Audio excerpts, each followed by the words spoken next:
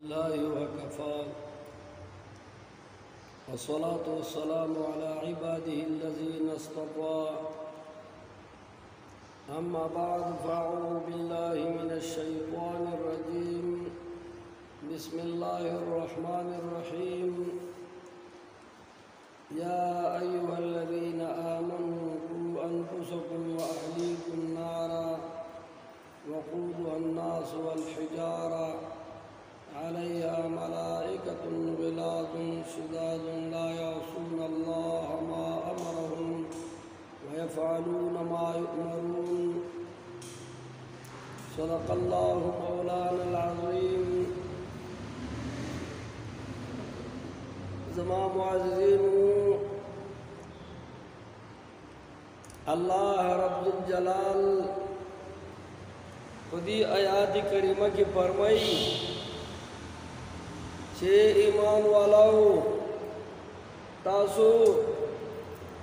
द जहन्नम द और नजान बच गई और खपल औलाद द जहन्नम द और न बच गई द जहन्नम द और बच के दल रो बस तरीका बांधी कीगी दाद अल्लाह पर बंदगी और अल्लाह पर इबादत बांधी कीगी दा पर मालदारे न दा पर खाने और पर नवाने न दा जिकम दे दाद अल्लाह पर बंदगी और पर इबादत बांधी दा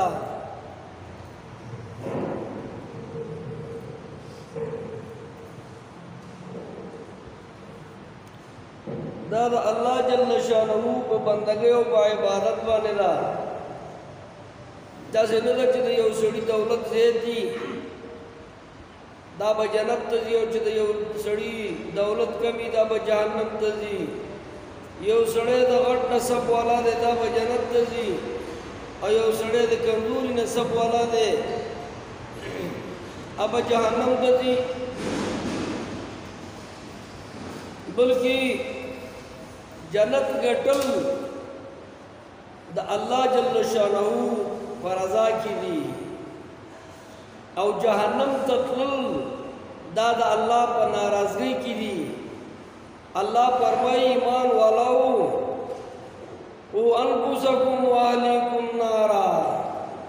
तासो खबरदार से करे द जहन्नम दो नखपल जानम बच के खपल औलादम बच गए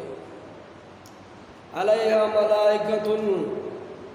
ग़िलाज़ुन शिदादुन ला यअसून अल्लाह दासी फरिश्ते को दे जहन्नम बाद मुकर्रर दी चद सख्त जुल्म वाला दी ज़ला के तरस न राजी च चालक म सजा होती और च अल्लाह तकम अमरु की व यफअलून मा युअमरून आगा कार के च अल्लाह तकम अमरु की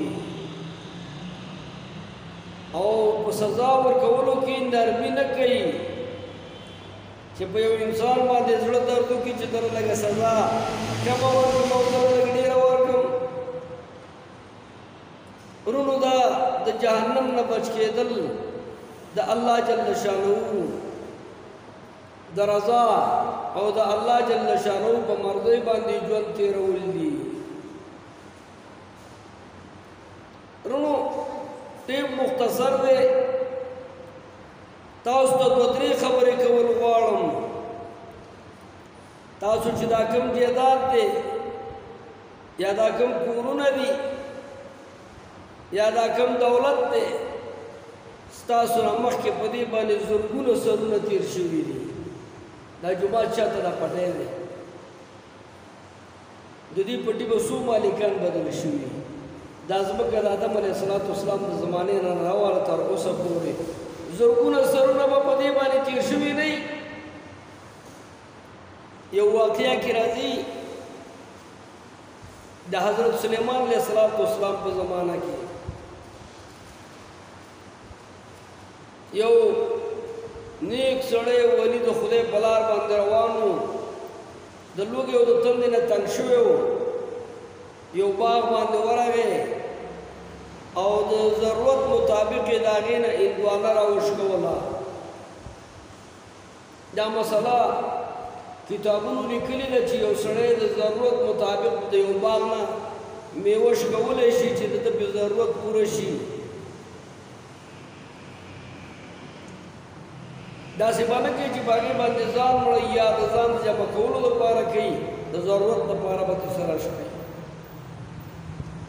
اوس وروڼو د یو هندوانه وړه غوندې راوشکوله، د باغ مالک ورپسې شو.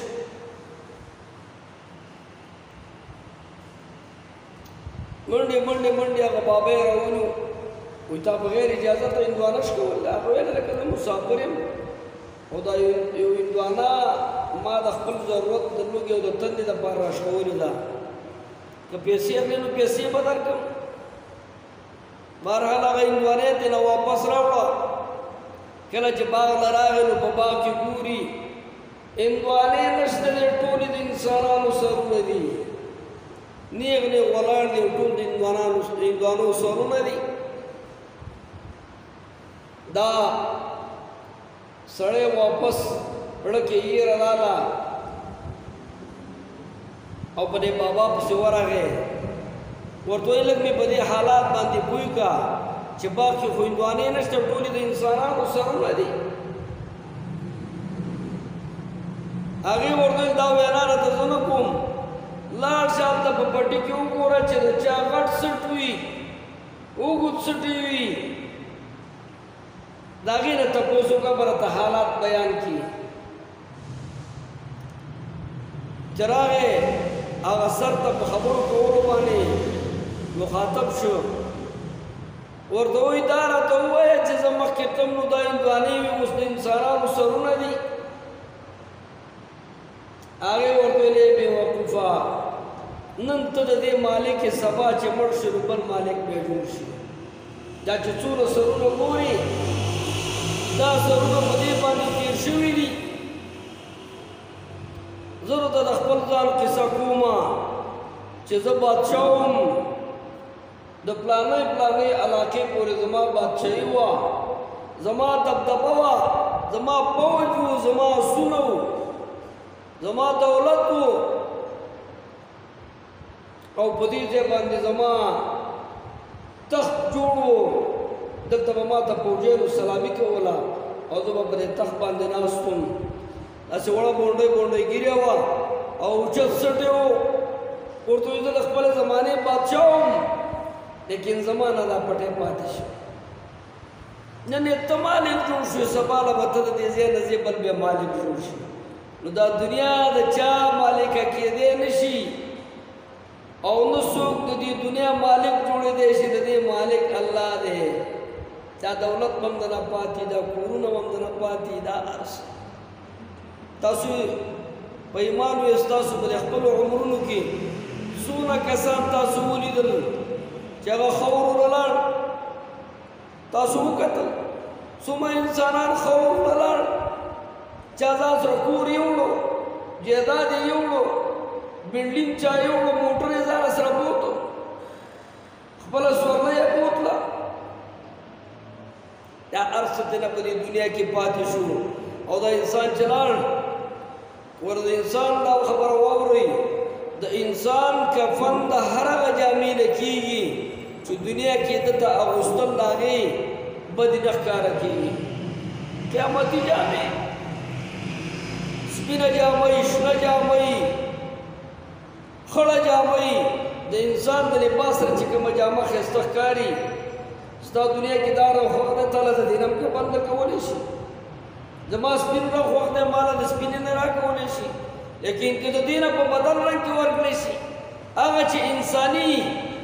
لباس په هغې برابرېږي، په دې کې کفن ورکولی شي. اوس دا مونږ ورکوو، هغه په 1.5 روپۍ جوړه میلاوېږي، په 2 روپۍ جوړه میلاوېږي. منګه خو وروره قیمتي سال نوم دی چې ته بلس 15 روپۍ باندې ګز کېږي. هغه راولو چې تا مې پوته وایي ځه الله دې مل شه. چې ژوندی نو ورته وایي داجي او لالاجي او ماماجي ورته وایي، چې مړ شي بیا وایي جنازه شوه، مړی یې راواغسته، هغه نوم یې په هغه ساعت ختم شي. نورو ځان له په دې دنیا کې ګټه وکړي صرف د انسان سره خپل عمل زی که چې ته ستا د عمل ستا د دوستۍ قابل وو جنت کې به خوشاله په برزخ کې به خوشاله په حشر کې به خوشاله حساب کتاب کې به خوشاله د صراط په پل به خوشاله که ستا د عمل ستا د محبت نه جدا راغی دا د خوشاتو نفسانی راغی او تا دنیا کې ابلیس خوشاله کړی او الله له خپه کړی رسول الله له خپه کړی د دنیا زندگی خو به وړه تیر کړي خو د آخرت زندگی به خیر نه وي د آخرت زندگی به خیر نه وي ورونو دا موجوده میاشت دې میاشتې ته د محرم الحرام میاشت ویل کېږي خلک ورته د امامانو میاشت وایي او په دې کې لسمه ورځ هغې ته عاشوره ویلې کېږي جناب رسول الله علیه الصلاة والسلام دا د جاهلیت په زمانه کې قریشو هم دا روژه نیوله مکه مکرمه کې قریشو هم دا روژه نیوله لسم د محرم تمام جزیرة العرب مشرکانو به دا روژه نیوله نبی الاسلام مبارک چې مدینه منورې ته نبی الاسلام په خپل په مکه مکرمه کې دا روژه نیولې ده خو د حقیقت پته ورته نه لګېدله لکه څنګه چې موږ او تاسو ته د مشرانو د دین نه روانه پته نه لګي یو سړی نه ډېډله کې تپوس وکړه لکه په مانځه کې سنت څو دي هغه څلور رکعته سنت دي څلور رکعته فرض دي کنه نو د جاهلیت چې کوم رسم او رواج باندې کې دا هم یو روژه وه خلکو به نیوله نبی اسلام مبارک پکې په خپل هم دا روژه نیولې ده چې مدینې منورې ته هجرت وکړو نو یهودو به د دې روژې ډېر زیات اهتمام کوو نبی علیه الصلاة والسلام ته تپوس وکړو چې تاسو د دې روژې دا اهتمام په څه وجه کوئ هغه ورته وایي د الله پیغمبره په دې ورځ باندې فرعون الله غرق کړی دی موسی علیه السلام او بني اسرائیلو ته الله پاک نجات ورکړی دی نو موږ دا تعظیم د دې ورځې په دې وجه باندې کوو نبی علیه الصلاة والسلام ته وفرمیل چې موسی علیه السلام خو زمونږ مینه او محبت سره ستاسو نه زیات دی بلکې الله به موږ ضرور دا روژه نیسو خو د دې یهودو نه به پکې لږ شان مخالفت کوو هغوی صرف یو روژه نیسي لسمه نو موږ به نهمه او لسمه نیسو یا به لسمه او یولسمه نیسو دا لسمه به یا به د مخکې ونیسو یا به د وروسته ونیسو چې د دې یهودو سره زموږ موافقت رانشي او مخالفت راشي نو د دې روژې به خامخا اهتمام نبی اسلام په پابندۍ سره د دې روژې اهتمام فرمایلی دی لیکن کله چې بیا رمضان مبارک فرض شو بیا نبی اسلام فرمایل چې دا هر چا خوښه ده که څوک یې نیسي ډېر ثواب دی که نه یې نیسي نو د رمضان اهتمام به لازمي کوئ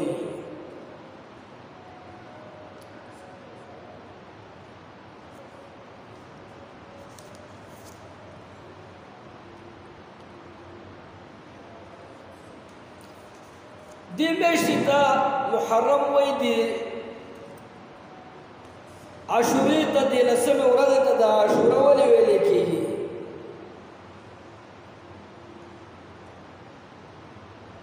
بعضو علماو د دې په باره کې دا ویلې ده چې دې ته عاشوره ځکه ویلې کېږي چې دا د محرم لسمه ورځ ده نو په دې وجه ورته عاشوره ویلې کېږي او بعض علماء ویلي دي چې دا دې کې الله جل شانه لس انبیاء علیهم السلام ته لس امتیازات نصیب کړي دي په دې ورځ باندې الله پاک لس پیغمبرانو ته امتیازات نصیب کړي دي هغې ته خوشحالي ورکړې ده هغوی له عزت ورکړی دی اول حضرت آدم علیه السلام توبه چې قبوله شوې ده نو هغه په دې ورځ باندې قبوله شوې ده حضرت ادریس علیه السلام ته اعلی مقام ته اوچت شوی دی دا ورته الله نصیب کړی ده چې په اسمانونو کې ژوندی دی حضرت نوح علیه السلام بیړۍ د جودي غر باندې په دې ورځ باندې ودرېدلې وه او د سمندر نه ووتله او هغه ترې راکوز شو راووته حضرت ابراهیم علیه السلام پیدایش هم په دې ورځ باندې شوی دی او خلیل هم په دې ورځ باندې جوړ شوی دی او د اور نه صحیح سلامت په دې ورځ باندې واپس راوتلی دی کله چې نمرود په اور کې اچولی و نو په دې ورځ باندې دا واپس د اور نه راووته د اور نه ورته خلاصۍ میلاو شو حضرت داود علیه السلام توبه هم په دې ورځ قبوله شوې وه حضرت عیسی علیه السلام د دې عاشورې په ورځ باندې اسمانونو ته اوچت کړی شوی دی او حضرت موسی علیه السلام ته سمندر کې خلاصۍ میلاو شو او فرعون پکې غرق شو حضرت یونس علیه السلام د کب د ګېډې نه په دې ورځ باندې راوتلی و حضرت سلیمان علیه السلام ته په دې ورځ باندې باچایي میلاو شوې وه او په یو روایت کې د حضرت جناب رسول الله علیه السلام پیدایش هم په دې ورځ باندې شوی و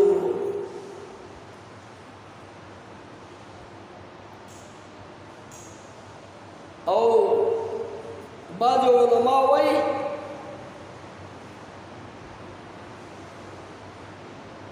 چې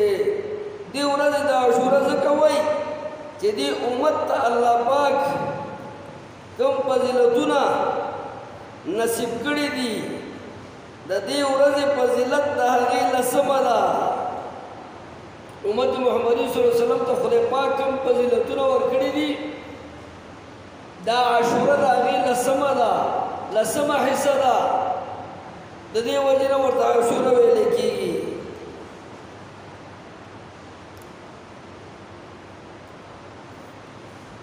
لومبی فضیلت چې کوم دی دا د میاشتې د رجب دی دویم د دې امت د فضیلت دپاره دی د دې عزت او د شرافت دپاره دی دا الله جوړ کړی دی او دریم فضیلت چې کوم دی د نورو میاشتو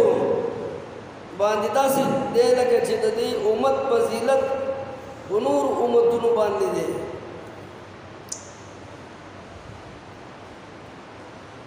او دارنګې د شعبان د میاشتې او د دې فضیلت په باقي میاشتو باندې داسې دی لکه نبی کریم صلی الله علیه وسلم فضیلت چې په باقي انبیاء علیهم السلام باندې و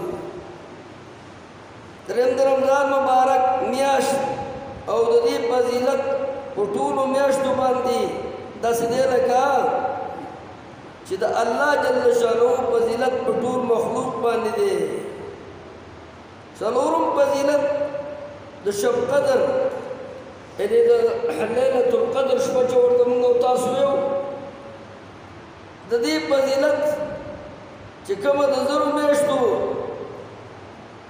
نه زیات ثواب دی او پنځم د وړوکي اختر ورځ ده د دې باندې دې ته ورځ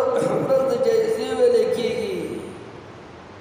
د بدلو ورځ ورته ویلی کېږي او شپږم ورځ یعنې د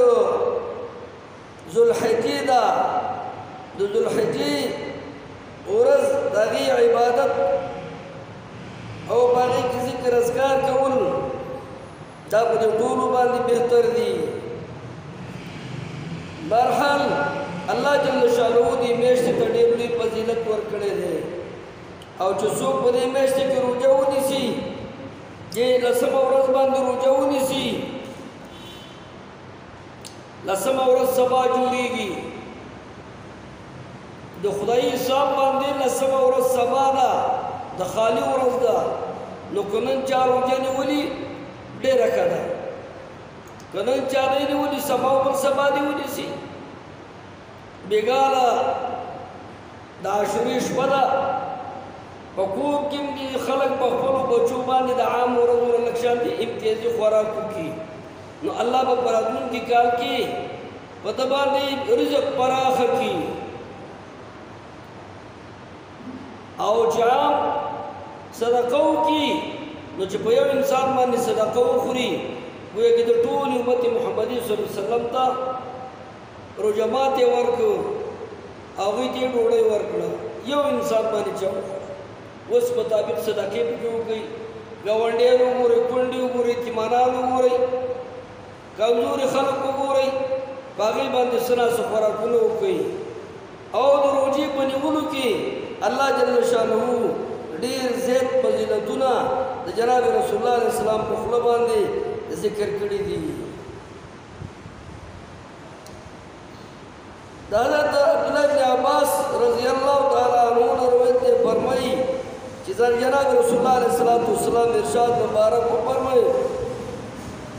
چې څوک د عاشورې د ورځې روژه ونیسي الله تعالی هغه ته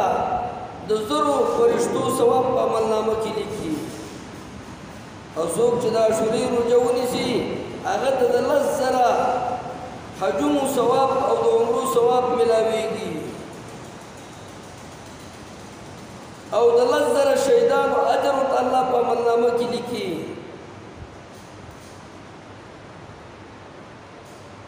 او څوک چې د عاشورې په ورځ باندې د چا یتیم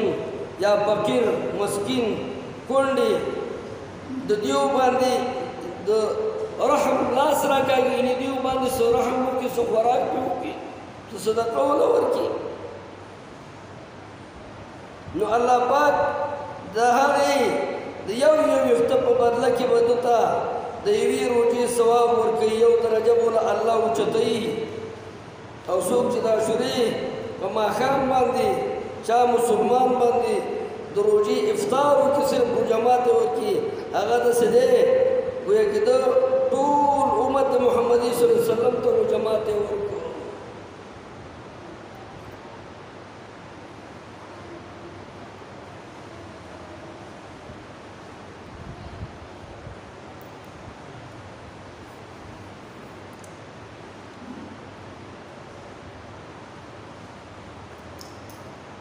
صحابہ کرام عرض وکړي چې یا رسول الله صلی الله علیه وسلم د عاشورې ورځې ته په دې ټولو ورځو باندې دا فضیلت ولې ورکړل شوی دی نبی علیه الصلاة والسلام مبارک ارشاد وفرمایي چې الله پاک اسمانونه او ځمکې د عاشورې په ورځ باندې پیدا کړي دي غرونه سمندرونه لوح او قلم او جنت دا هم د عاشورې په ورځ باندې الله جل شانه پیدا کړي دي حضرت آدم علیہ السلام حوا بی رضی اللہ تعالی عنہ دا هم په دې ورځ باندې پیدا شوي دي